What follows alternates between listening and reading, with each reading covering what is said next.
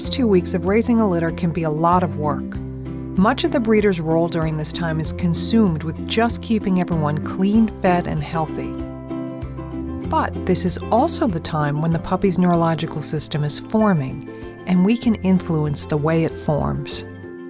Babies invoke the protective instinct in us all, and our natural impulse is to make things as easy as possible for them, and to shield them from anything that upsets them even mildly.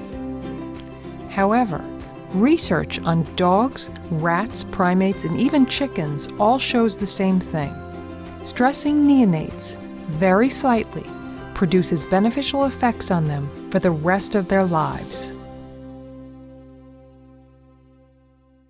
Protocols for early neurological stimulation of puppies have been popularized in a well-known article by Dr. Carmen Battaglia. Dr. Battaglia breeds German Shepherds. He's an AKC judge and a director of the AKC.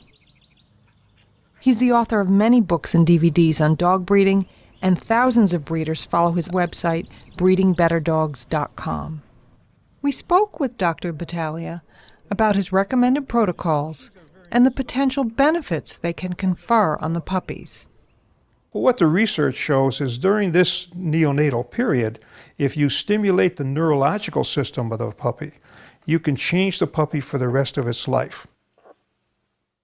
What are the results of early neurological stimulation?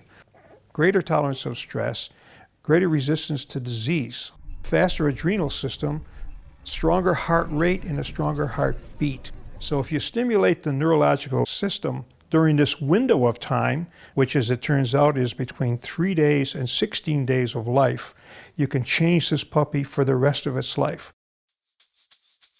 Based on the research of the biosensor program, there's 5 stimulating exercises. The first one is called tactile stimulation, where we take a Q-tip and we tickle the puppy between any one of its toes. So we do that 3 to 5 seconds. The research shows that kind of stimulation stimulates the tactile system, the skin of the puppy, and it wakes up the neurological system. Now we hold the puppy's head up so that his head's up and his tail's down, and again you would count. 1, 2, 3, 4, 5. Now we're letting blood drain from his brain, and the neurological system would recognize that and tell the heart to pump blood back up into the brain, maintaining equilibrium. The third exercise is to hold the puppy's head down, so his head is down, and we count again. 1, 2, 3, 4, 5. Now too much blood is running down into the brain. So now we're making the neurological system work in a different way because we presented a different problem. The fourth exercise is called the supine position, where the puppy's simply on his back. And we count again. 1, 2, 3, 4, 5. Most of them will resist being held on their back, and they will start to move around in your hands. But the neurological system, again, is being challenged and being told to go to work.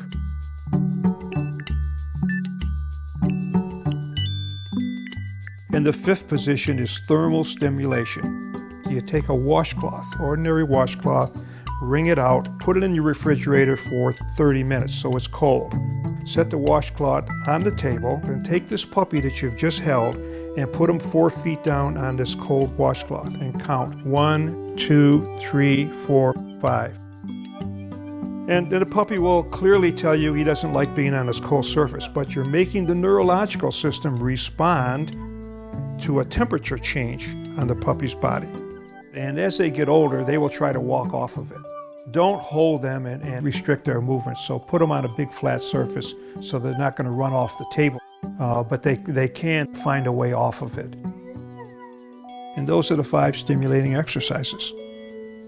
Breeders often ask the question, if I already handle my puppies, why should I do this? And the answer basically is this: handling the puppies, stroking them, there's good research to show that this is helpful because it lowers blood pressure.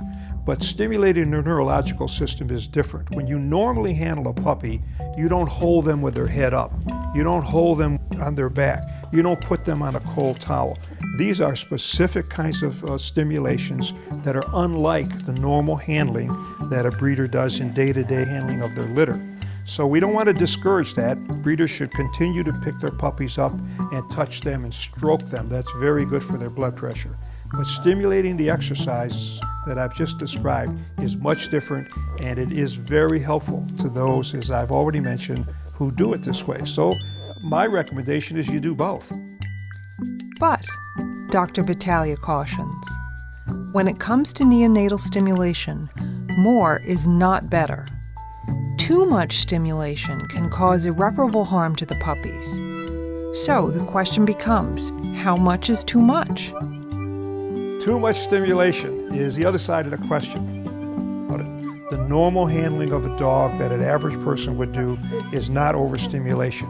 Unless you do those exercises and hold the puppy in that restricted and confined way for longer than the periods we've talked about, you're in a safe zone. There's one additional caveat with early neurological stimulation, and that is if for any reason the litter is already stressed, do not add the additional stress of early neurological stimulation. For example, dew claw removal or tail docking, you would want to give a window of time after that before you began early neurological stimulation. You have to look at each puppy and each litter and use common sense. You do this once a day for each puppy in the litter from 3 to 16 days. And for the rest of their life, these puppies will have stronger heartbeats, stronger heart rates. They will have an adrenaline system that moves faster when they need it. They will have more resistance to disease and greater tolerance of stress for the rest of their life. A gift you can only give them once during the window 3 to 16 days.